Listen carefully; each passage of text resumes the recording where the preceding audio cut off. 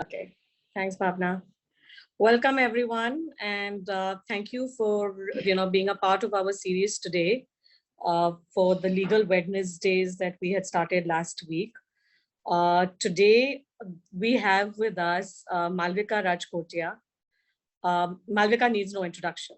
I mean, honestly, I don't even know what to say about her. She's a stalwart in family law for any family related issues that you may have. Some good, some not so good, and which is when one tends to seek out Malvika and her help. And but she is a stalwart in the industry, so I really don't except to say welcome, Malvika. Thank you so much for agreeing to be a part of the session today. Thank you. Personally for me, you were a guiding force, who helped me really at a tough phase in my life. And it was really with your support and guidance that I was able to at least close a chapter and move on. And thank you so much for that, because I think the timely intervention and guidance you gave me, I did not get from very many other people. Everybody, whoever I spoke to when I was going through my separation and divorce, everybody said, go into women's cell, put a case, why don't you, it was just like all sorts of harassment and, do mental harassment, do this, do that. And I kept saying, no, I don't want to do this. And you were so refreshing in our very first meeting when we met, and you told me and said, you know what, let's just do, it was going into, not into family court, but not in court itself. Let's just do mediation. And that was just, I think, just such the right advice to give me, because I did not want to litigate. I wanted, it was mutual. We were agreeing, on a divorce on our own terms. But yes, to have someone guide us at that point, I think your guidance really did help. And that's what made me realize, even though I had worked with lawyers for 10 years prior to that, that, the specialization of law is very important. So depending on what your topic is, or what your need is, so whether it's your business or your personal life, you need to go to somebody who can help you in that special field. So, thank you for doing that for me at that time. And I hope that, you can help and guide our members here today as well. I think your inputs will be extremely valuable. So thank you so much. I'm going to hand it over to Bhavna. Before that, just a quick housekeeping announcement. I would request everybody to please keep your mics and cameras switched off so that we can enjoy the conversation. And last, if you have any questions, so there will be an interaction for about 15-20 minutes. After that, the floor is open to questions. But you can please feel free to post your questions immediately on the chat group that we have here. And Bhavna will take them up as and when. So over to you, Bhavna. Thank you. Thank you so much, Sonali. Thanks very much. And, speaking from a voice of experience is just, there's nothing like that. And you've had that experience with Malvika. And Malvika, it is indeed a privilege and a pleasure to have you on our platform. Not only in the capacity of lawyer, I have to mention this, but even as a Wellamite. So we're two Wellamites meeting today on CII IWN. Thank you, Malvika, for joining us.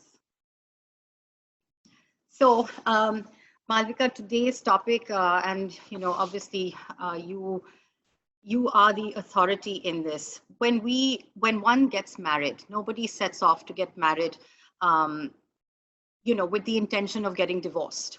Right? It is, it's something that just over time perhaps may happen. But when a woman does get married, what are the essential rights that she gets entitled to just by virtue of getting married? Can we start there? Yeah, that's a good place to start. Well, the laws are a little dated, I have to confess, because they are premised on the fact that the woman is going to be dependent upon, economically dependent. So there become economic rights. And when we talk, of course, on paper, it is gender neutral. So the point is that when you get married, your marriage is a socio-economic unit. So that is premised on certain jointness of wealth, and certainly what is earned in the tenure of the marriage. But that hardly ever translates into anything meaningful when it comes to a divorce, because joint families, this all a little, in particular, uniquely Indian, unique social situations. But really speaking, the basis of a marriage is that you are entitled to what we call maintenance, which could be for a man as well. If it's the woman who's earning, then the man too can claim maintenance, and the rights of alimony are also gender neutral. So when we talk of rights, we talk of primarily with marriage, there is a economic dimension to the relationship that is developed or that comes into fruition with the marriage, is my answer. Okay, great. And so that's exactly where we're heading. So what are the woman's rights regarding her husband's or his family's assets? And I think you just touched upon it, whether they're earned, but let's also touch upon the inherited piece. Yeah. See, your question is interesting because obviously it represents a majority of women. But I do believe that a forum like this should also celebrate the fact that there could well be positions where a woman is enabled herself to not really be making those claims, and in fact be able to be the recipient of claims. Because we are looking, as a forum of this nature, you are looking to economic empowerment of women in their own right, and not just by virtue of a marriage with a rich husband. Yeah, absolutely. Having said which, yes, the broad rule, once you get into become part of the marital family, becomes in your matrimonial home. If it's joint family, etc., it's a very complex forensic financial exercise, but the thumb rule is lifestyle. Okay. So the thumb rule is that she is entitled to the same lifestyle that she is accustomed to in her matrimonial home, and that could be within the joint family or separate as a nuclear family. But if it is a nuclear family, then it becomes very difficult to prove that she has a right to assets which are beyond the nuclear family, which might be her father-in-law as a karta of Hindu undivided property. Yeah. And so on. But that unique complexity is unique to Hindu households and very common in business households. Setups, yeah. But obviously, this forum has other communities as well, who will have their own claims, or their rights will be colored by the personal laws that govern those households. But broadly, the rule remains. What comes from all the personal laws, no matter what, broadly it is right, which is premised upon the lifestyle rule. So the best way to make an assessment of what a person truly earns is by doing a forensic check, is the lifestyle check. Yeah. Which our courts have very cynically but correctly recognized that a person's income tax returns very rarely reflect all sources of income. And therefore, a true analysis would be better made by looking at all lifestyle checkpoints. How expenses for the month, I suppose. That you travel, exactly. Yeah. It's not limited to what is. So the perks and so on and so forth. So tell me something, because you've hit upon something that you're entitled to lifestyle, but are you also entitled to any assets, like immovable assets? No, no. So there is no clear law which entitles a woman to make a claim to an asset, except when, or to either spouse, may I say. Yeah. Except under alimony, which is a post-divorce arrangement, where too it is very rarely that a order has been made for one spouse to transfer an asset to another. But broadly, it could be that you will transfer. These assets indicate a certain wealth, standard of wealth, or an economic standard. And to make that good, perhaps it could be the sharing of an asset. But there's no formula really. But there is never a direct claim to an asset unless it is a joint, it is an asset in which the couple have jointly Contributed. they've earned. Yeah. And there is a newer element of jurisprudence that is emerging now, where often the wives, because we don't have stay-at-home husbands now, they are unusual enough in the West, but at least it's become a recognized role, even though it's still not the stereotype. But certainly a woman's work in the home has a value which should give her an entitlement to, for example, an earning woman may be using her earnings to run the house. Sure. And the husband's earnings are being used to buy assets. Right.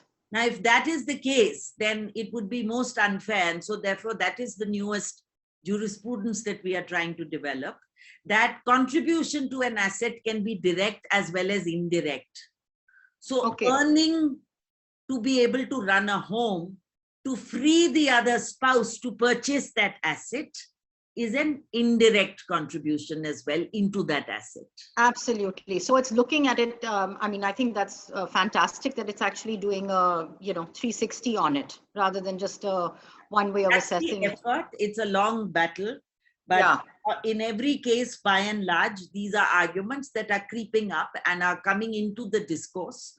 So it will become, it's becoming better accepted now, shall we say? Sure.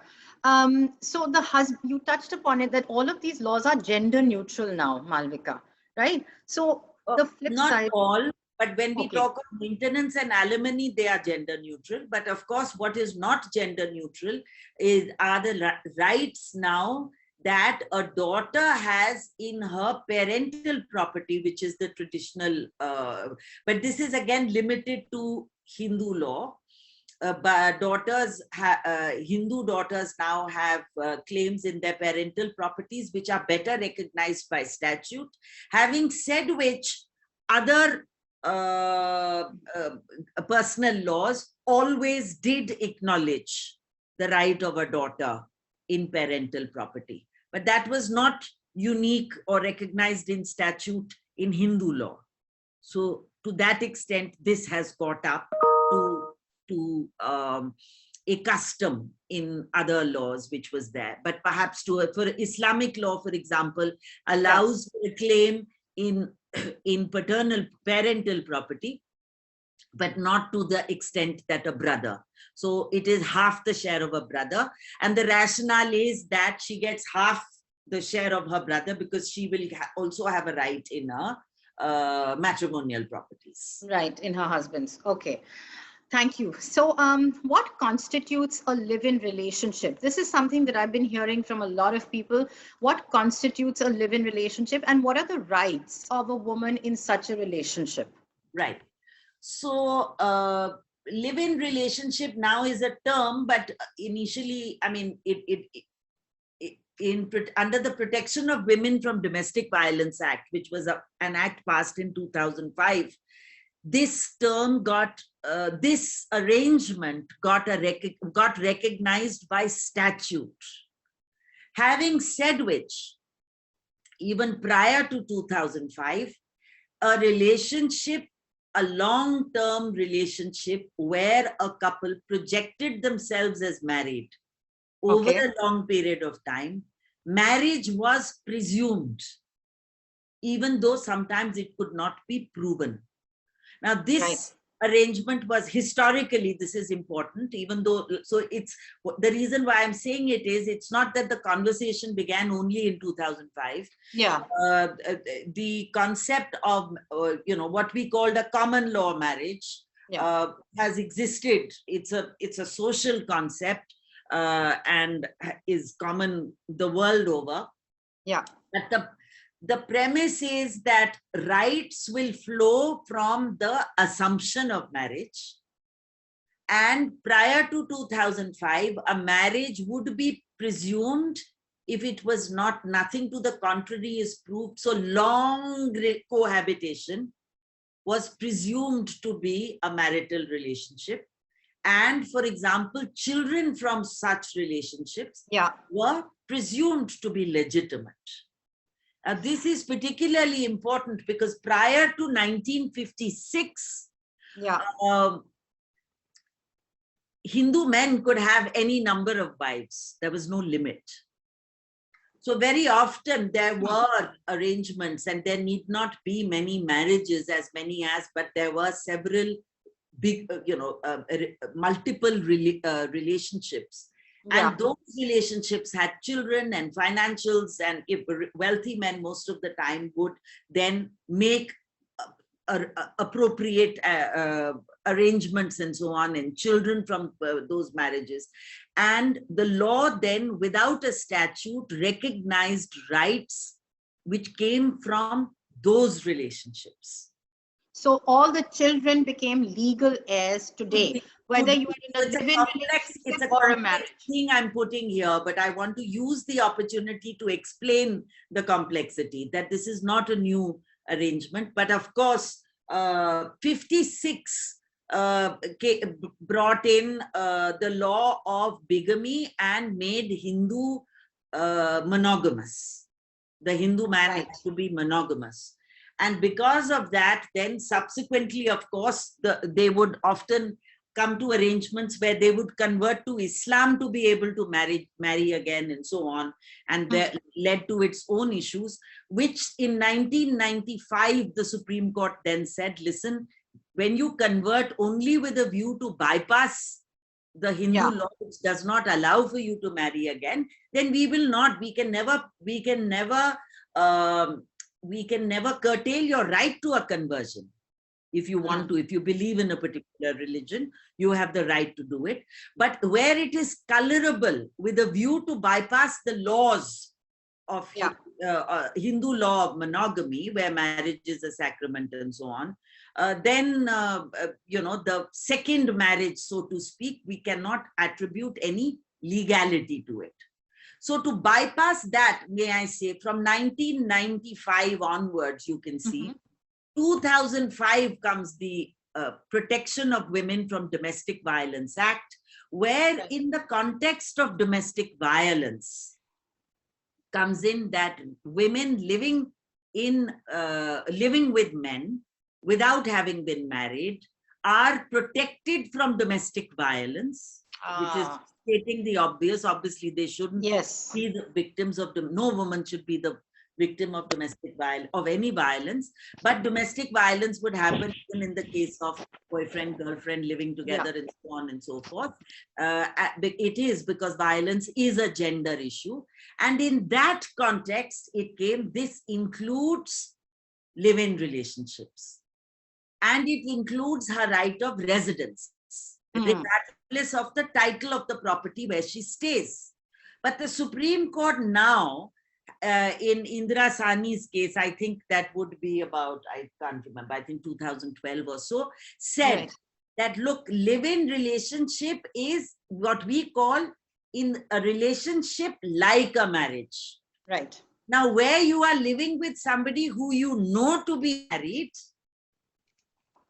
then you cannot take advantage of this act to claim additional rights, because you are clearly not in a relationship like a marriage because you are living with a married man. It's a problematic judgment. I find it to be too rooted in a morality which is perhaps not aligned with the times. And very often, very frankly, people are constrained to live with each other even because divorces are taking so long. Yeah. When you're in court fighting a divorce for 10 years, 12 years, then your life is passing you by. You are certainly entitled then to take charge of your life to the extent possible and socially at least project yourself as, yes, I am now in this relationship. So the Supreme Court, rather than addressing the problem of long tortured battles for divorce, Yeah. leading to this, has said, well, this other relationship has no rights. So that is my critique of that judgment and my comment in this forum. Thank you, Malvika. Malvika, I have a quick question. Is there a criteria in terms of like longevity? Would you say that you, in order to be recognized for a live-in relationship, would you say that you need to have like a year or 2 years? No. Is there any baseline? There's no basis, but broadly one could say that the relationship, obviously the rights get deeper entrenched The with longer it is. tenure. Yeah. Yeah. Okay. Thanks very much for that. So if now we come to, so if somebody is in an unhappy marriage, and before we come to what is the best option for them, could you touch upon separation, judicial separation, and divorce? Would you be able to Right. just, define those Right. and talk about that? Yeah. So the concept of judicial separation is not a very often used remedy, because the right or the remedy of judicial separation is a petition for judicial separation is entertained and can be granted on the same grounds as that of a petition for divorce. Okay. So if you are filing a petition for, if you are seeking protection from cruelty, then there's really no good reason, if it's going to be the same, why Yeah. you wouldn't ask for divorce, and why would you take the lesser for judicial separation? But sometimes it is people do it. But And what the is the reason why advantage of that? Right. So the reason why people do it sometimes is that, for example, children have difficulty in coping with the word divorce. A judicial separation is a milder, gentler, halfway house. Also, a judicial separation is a lesser relief, which a court, perhaps on a lower standard of proof, may be inclined to grant. So the court may say, you have not made out a case for divorce, but we will grant judicial separation. Now, 2 years of granting of judicial separation after a trial for judicial separation, the purpose for, as far as a court is concerned, is that if cohabitation is not resumed. So judges often grant judicial separation because they say clearly there is hope that this marriage may work. So we will give you judicial separation, see where it goes for a period of 2 years. And if there is no resumption of judicial separation for a period, a resumption of cohabitation after 2 years, then it becomes an additional ground for grant of divorce. Okay. And separation, so if you're still living in the same house. There is no such thing as a legal separation. You are separated when you say you're separated. A separation can be within the same house as well. There's no, you don't have to have, you can be separated in the same bedroom. You can be, it's a conjugal in absence of a conjugal intimacy. And if one party is saying so, that is a separation, which therefore the legal imprimatur would be to recognize that relationship which already exists. You are separated. You are going through conflict, which legally, which means a separation, means you cannot be married any longer. And you are seeking the assistance of the law to now look for legal recognition of your factual situation of separation. Right. Okay. So, so what are the grounds that a woman can ask for a divorce, and what are the initial steps that one would have to take to initiate the judicial separation or the divorce proceedings? And lastly, is it possible to do this amicably? Yes. So I'll do the last first, because there is the provision of the divorce by mutual consent. So ideally, when a couple start talking amongst themselves, they come, you know, the issues when a marriage is falling apart are two. there's the children, and there's the finance. And if you are in agreement with regard to both, it almost seamlessly can go into the space of a divorce by mutual consent. But sometimes the couple by themselves or even with family assistance cannot arrive at that arrangement of a conversation around, because these are emotive issues. Yeah. Me and children are both deeply emotive issues, and at some level, the marriage is dead. So these continue to live as representing the toxicity of marriage. That is when what we call the pre-litigation mediation, and that is a remedy that has been, which has come in now in the last 10 years, 15 years or so. And I find it to be exceedingly effective, where a trained mediator helps you arrive at a solution. Okay. With regard to money and with regard to children. And if that doesn't work, which sometimes it doesn't, because what is offered financially is not even close to the expectation and so on, then we go into litigation. And once we go into litigation, it begins simply by the filing of the case. Okay. And so if it's not done amicably, what is the time frame that people are looking at? That is the problem. That is why pre-litigation mediation is a huge incentive to work really hard to make sure that it happens. Because once you're in litigation, it can take years.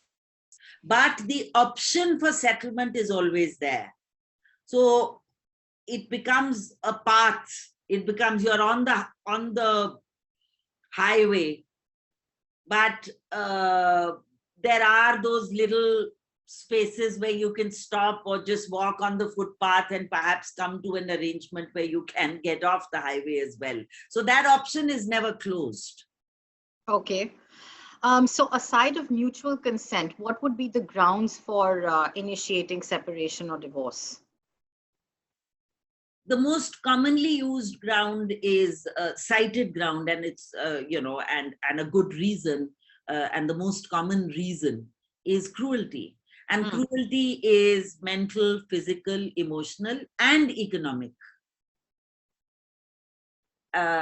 Cruelty has many aspects, so I won't use this, but discomfort, unhappiness because of coercive, controlling behavior, irrational behavior, all of that can constitute mental and emotional cruelty, which to a point becomes unbearable and beyond toleration, and the victim of that cruelty will then decide this is enough, I guess. Yeah, that's true. Okay, so is it necessary to be separated or judicially separated before starting divorce proceedings? No. Like I said, judicial separation is the same, grounds are the same as for divorce. So you can straight away ask for divorce. Okay. Or you can ask for judicial separation. And sometimes the court may say, listen, I see hope. I'm not going to give you a divorce, but I will give you a judicial separation. Okay. Then let's see where it goes 2 years from now. Sure. What is the difference between maintenance and alimony? And what is the procedure for applying for both? They are more or less the same. They are used interchangeably, but in strictly speaking, under the statute, what we call maintenance broadly, even as a practice, means interim maintenance. What is because you are entitled to some amount almost immediately after the law starts, operating. Litigation starts. So then the moment litigation starts, the court awards some maintenance to prevent the party, the economically weaker party, which is invariably the women, mostly women, from getting intimidated or overburdened with financial costs to the point where she is not able to sustain the litigation.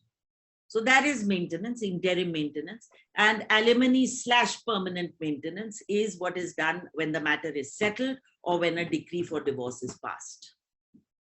Okay. Got it.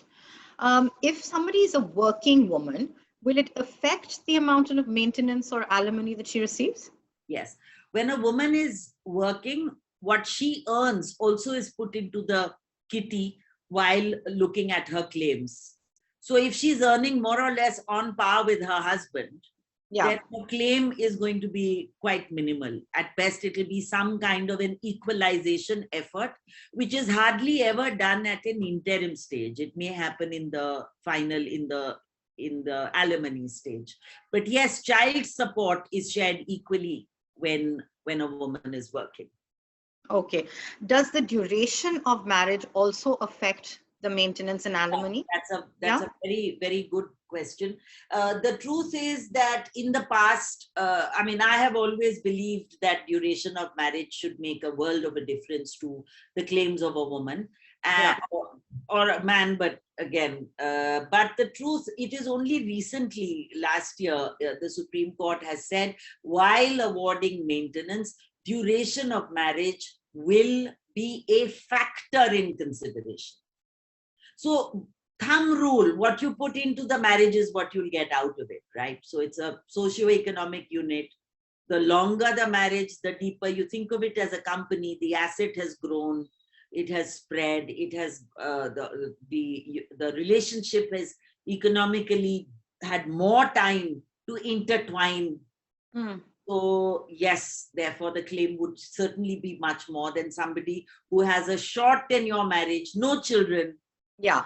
You know, so yes, it would.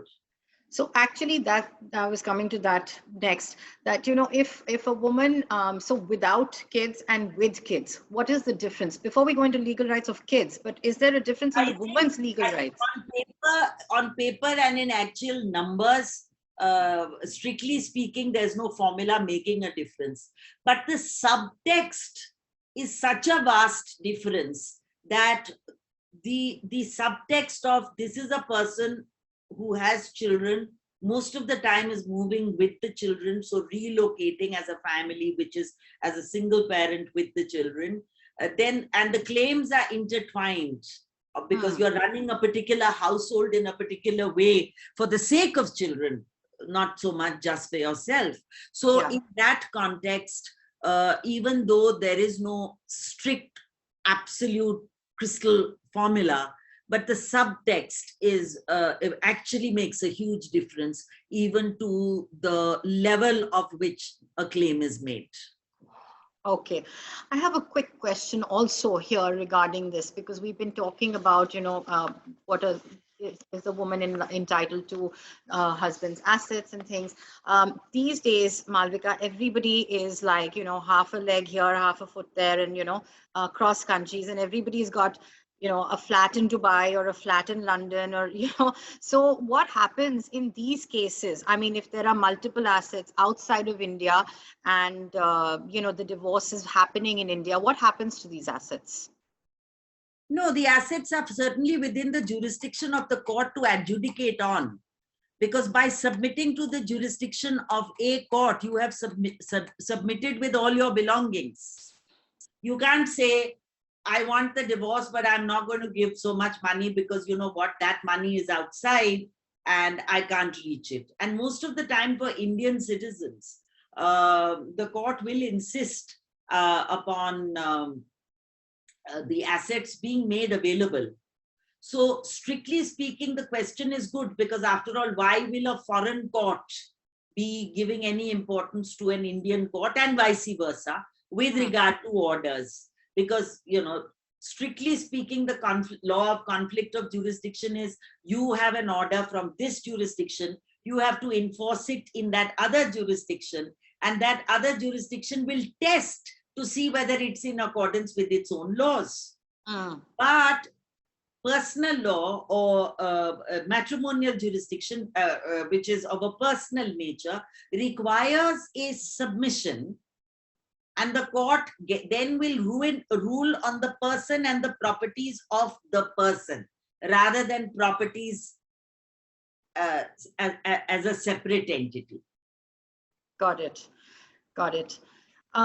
Okay, now we come to what are the rights of children with respect to, you know, both parents when they divorce?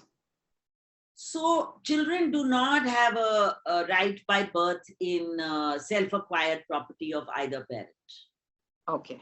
they only have a right of maintenance. And that maintenance traditionally by the statute book is limited to 18 years.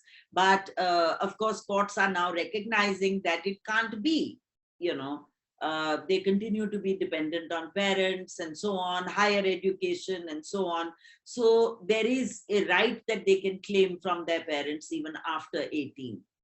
Right. But the right by birth is only available in Hindu children of Hindu families, and that too in ancestral joint families, co-partnership properties, which is a very complex, special, separate area, and mostly applies to the wealthy, because it is they who have been able to afford to keep alive those structures of 4 generations of wealth and so on. But otherwise, strictly speaking, in a self-acquired property, children do not have a right by birth. Okay. And do the rights, I think you've already touched upon this, but just to clarify, are the rights different between a son and a daughter? No, not now. Not at all. Not under any law. Okay. Customs continue to discriminate, but those customs have been held to be unconstitutional as and when they have been tested. Right. Okay. What are the factors that would actually determine child custody? Yeah, these are some of the worst battles are the cases of child custody. And really speaking, I think invariably the fathers will need to introspect as to whether they are really interested in the children for themselves, or it is another means of asserting power. Because the only way they know that is the weakest point and the most vulnerable point when you want to hit at for a woman, it is to claim custody. Yeah. And it's a very fraught area. But of course, there is in our country still, thankfully, what we call the rule of maternal preference. So there are very few courts which would look to disturbing custody with a mother. Though recently, because there have been a lot of agitation from fathers' rights programs, which I am extremely skeptical about, because I suspect I see the agenda more as a power agenda than a right as a father agenda. But having said which, I mean, that's just, it's a broad sweep statement. Obviously, there are exceptions. But in those, the courts are now also looking to, there are very few cases of custodies of dislodging custody. But yes, the modern father is recognized as somebody who would want better parenting time with his children. And that is fair. Yeah, fair enough. That. And so increasingly, we are looking to what is called co-parenting schedules and so on. But many women are very resentful of it, because it seems as if misconduct of the father is being rewarded by giving him equal rights with the children in the name of parenting time and welfare of the child, whereas the other product of the marriage, which is the finance, is reluctant to share equally. So that's another fraught debate. But yes, central to any ruling on child custody is what is called the welfare of the child. But financial superiority is not considered as an advantage. Okay. Because if you are financially superior, then you have to make sure that it is equal. And so the child has equal access to wealth and a lifestyle with both parents. That's the idea. Sure. So it's really working towards the best interest of the child. And is there a certain age at which the courts would just ask the children, say, Almost always courts ask, unless they're really very small. Yeah. But even I've had children who are interviewed by a court when they're as little as 6 or 7, and it's not really the nicest thing, but sometimes it helps. But of course, the important thing to recognize is that courts meet the children not so that the children will determine their own future, but only to take into consideration that they are not averse to either parent. Okay. Okay. Fine. So, but it's still the court that sort of looks at deciding who they think is the best interest, you know, The court caregiver. now has become the parent. It becomes like the super parent. It's called the parents patria jurisdiction, where it is Right. now going to be ruling in the welfare of the child, because the mother will have a lawyer, the father will have a lawyer, and the child is just, so the court steps in to protect the child. In countries abroad, in America, for example, there are separate lawyers appointed for children. Wow. Okay, good to know.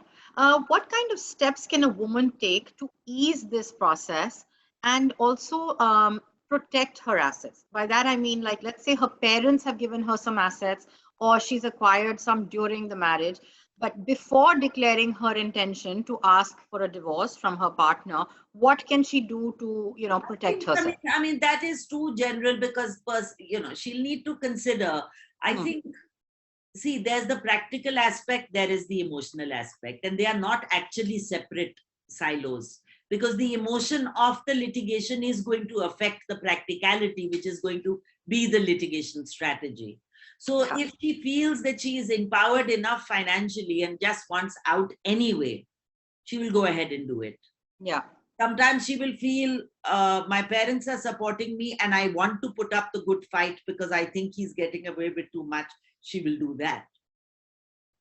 And the court will not look to her parents' assets while awarding maintenance, because the expectation is it is her parents' assets. But once it comes into her name, then it becomes wealth that is also put into the kitty. Right. You know, but then it comes into it as much as his wealth, which he may get from his parents. Right. So then it becomes a practical decision, really, in the long term. How much do you want to fight? And how much do you want to just cut your losses, take the best or the least worst alternative, as we say, and exit and move on with your life. And I guess, yeah, and the acrimony and move on. It is like, it's like opting to live in a cancer ward. Yeah. When you may have a chance, when you do have options to exit. And Yeah. sometimes I don't judge the ones who are constrained to live in that cancer ward, because there are no exits without rewarding gross injustice.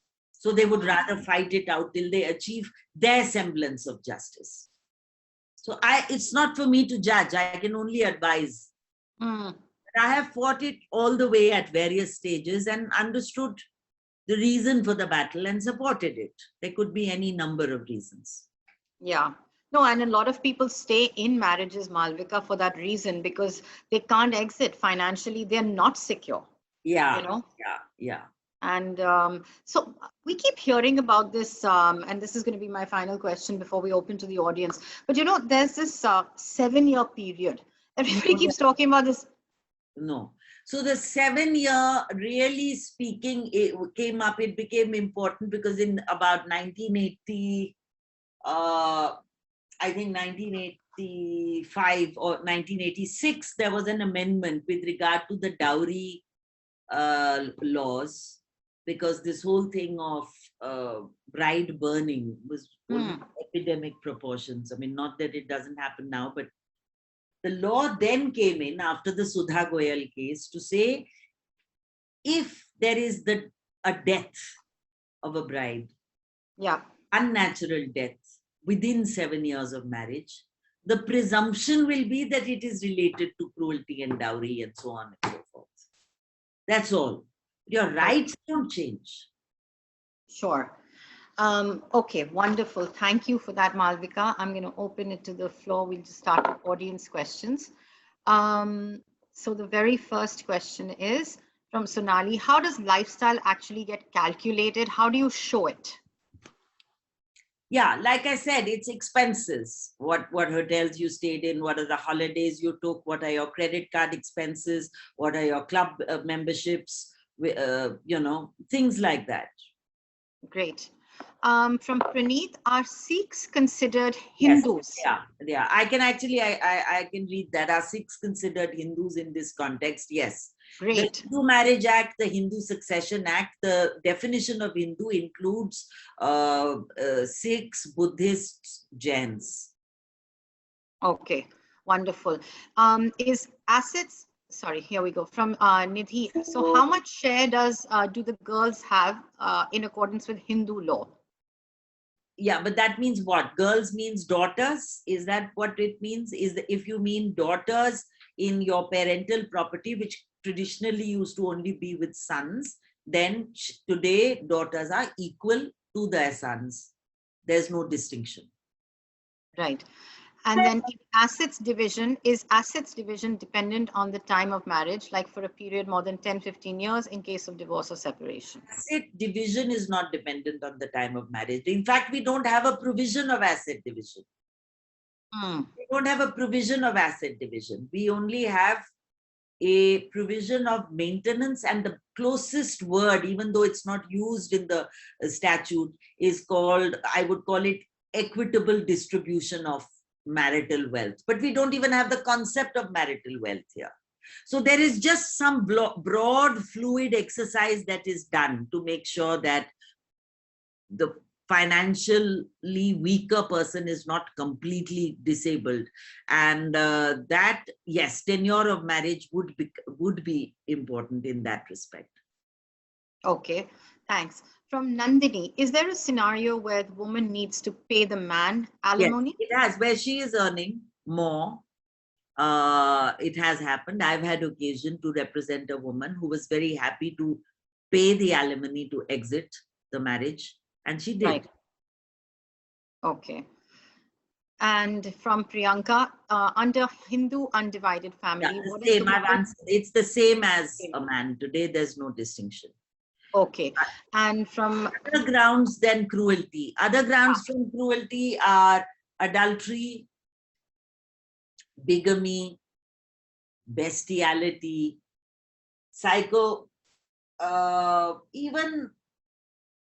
even psychiatric illnesses, provided those illnesses cannot be, particularly schizophrenia, provided it is cannot be dealt with medically. Okay. From Shilpa, what is the best strategy for the girl if the guy is emotionally and physically abusive and doesn't want to give divorce, but the girl wants it, and doesn't want to spend a long time in court fighting the case, getting over with the divorce as soon as possible? What do we do? This is a very typical situation, may I say, because he's abusive. He doesn't want to give the divorce because he enjoys assertion of that power, and doesn't want to let her go. So the best is to exit or call for what we call the pre-litigation mediation, where the conversation is started. That's it. I'm not going to put up with this anymore. I want out. You have to let me go, and let us talk terms. Then there can't be a script. Everything has to depend on what emerges in that case, depending upon its unique properties that are created by the kind of people in that scenario. So in the case that Shilpa is talking about, Malvika, are there resource? I mean, you have to just find your lawyer and go to them, or are there court-appointed lawyers where you can start a process? Is there anything like that? Pro bono resources for people who... Yes, I mean, there are something called the legal service, whatever, but those are for financially very weak who can't afford to pay court fee. Yeah, I mean, to pay lawyers at all. But there is, you can also start your own proceeding in pre-litigation mediation proceeding in something called Samadhan, at least as far as the Delhi High Court is concerned. Because you don't necessarily need a lawyer for the purpose of mediation. But having said which, it is advisable to have a lawyer who can tell you where to go, on how to negotiate that area with what that other person is coming from. What is it worthwhile settling? There shouldn't be any remorse later. This pre-litigation mediation that you're talking about, is this done like in a high court, or is this an independent mediator? Yeah, it is every court, most high courts have attached to them now what is called mediation cells. Right. They have the pre-litigation mediation cell as well. Okay. From Krishika, I have a 5-year-old daughter and my divorce case is going on. I am working. So is the opposite party liable to pay the fees since the interim maintenance is still not decided by the court? Pay what fee? The legal fee? Yeah, I would imagine so. Yeah, it is. It is. They are, but the truth of the matter is they are always like extremely ridiculously small sums of money. It's more like a token. Okay. And from Monisha, what is required to prove adultery? So obviously direct proof of adultery is almost impossible. You can't get it. So it always has to be circumstantial, which should indicate that there was motive and there was opportunity. Okay. Before we, okay. Krishika is saying no. Yeah, Krishika is saying for school fees. Yes. Yes, should move a separate application to say that the school fee should be paid immediately at least. Okay. What if a man stretches the case intentionally just for harassment or ends the case without giving alimony and Sridhan? Well, for Sridhan, you have your separate, the crime against women cell for recovery of Sridhan. And if he ends the case, you can also still file for alimony.